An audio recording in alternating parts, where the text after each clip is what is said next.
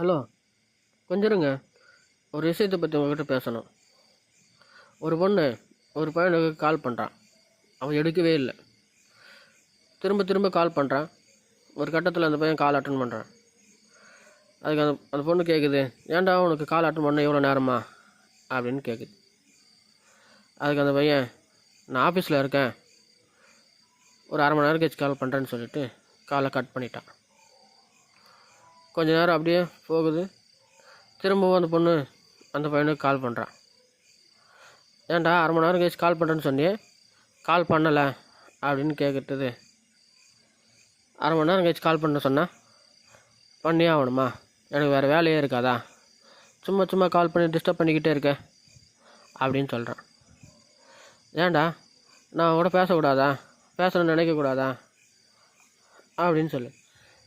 சும்மா ஏதாச்சும் ஒன்று சொல்லிக்கிட்டே இருக்காத, நான் ஏதாவது சொல்லிட போகிறேன் அப்படின்னு சொல்லிட்டு கத்துறான்.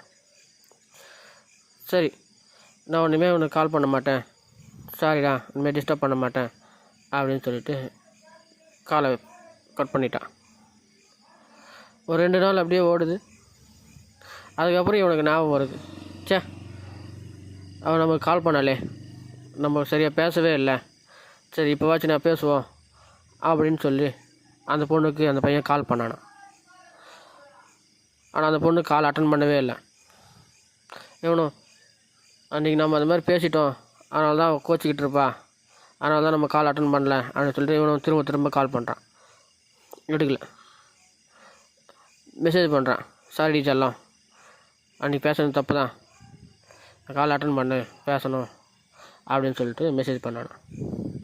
ரிப்ளை எதுவும் வரல. கொஞ்ச நேரம் கழிச்சு மறுபடியும் திரும்பவும் கால் பண்ணானா. அந்த பக்கம் கால் அட்டன் பண்ணாங்க.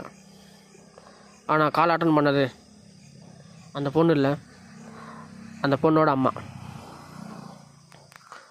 அந்த பையன் அந்த அம்மா கிட்ட கேட்குறான், ஆண்டி உங்கள் பொண்ணு இல்லையா அப்படின்னு.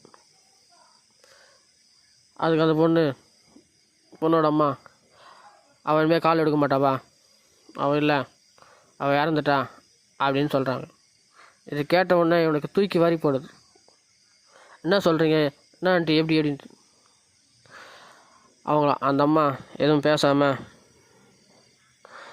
வேறு எந்த விஷயமும் சொல்லாமல், எங்கள் பொண்ணு கடைசியாக உங்கள்கிட்ட ஒரு லெட்டர் கொடுக்க சொன்னா, அதை வாங்கிட்டு போ அப்படின்னு சொல்லிவிட்டு கால் கட் பண்ணிட்டாங்க. இவனும் அடித்து பிடிச்சி வீட்டுக்கு போகிறான். அந்த லெட்டரை வாங்கி படிக்கிறான். அந்த லெட்டரில் என்ன எழுதினுச்சுன்னா,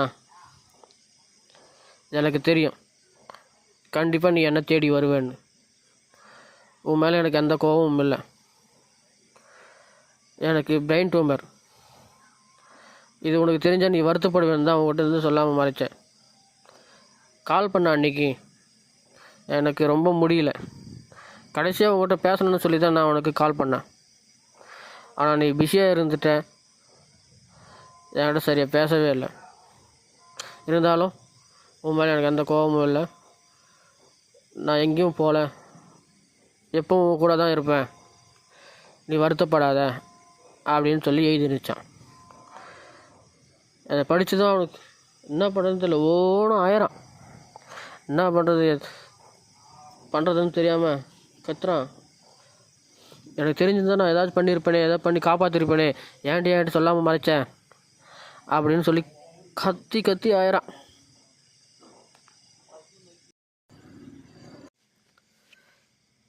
இந்த கதையில் வர சூழ்நிலையில் நீங்கள் இருந்தால் உங்களோட மனநிலை எப்படி இருக்குன்றத காமெண்டில் சொல்லுங்கள்.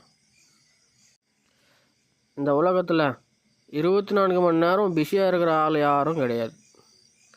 நம்மக்கிட்ட பேசணும்னு நினைக்கிற ஆளுக்கிட்ட 1 நிமிஷம் 2 நிமிஷம் டைம் ஒதுக்கி பேசுகிறதுல நம்ம செய்கிற வேலை ஒன்றும் குடிமைக்கு போகிறதில்ல.